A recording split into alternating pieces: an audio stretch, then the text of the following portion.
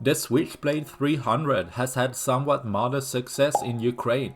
While managing to hit several targets, the very small, fast-deploying Kamikaze drone may be too costly for its function, only weighing a little more than 2 kg or less than 5 pounds.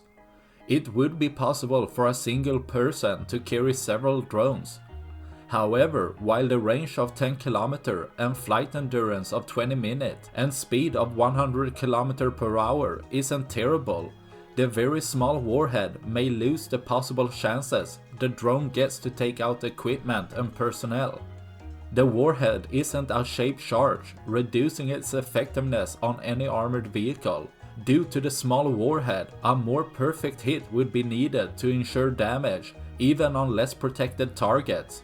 The questionable result in Ukraine has resulted in the US Army not purchasing more Switchblade 300 drones, possibly leaving over the role for bigger drones such as the Switchblade 600 and the Phoenix Ghost. That's all I had for this video. Please like and subscribe for more. Thanks for watching. Bye.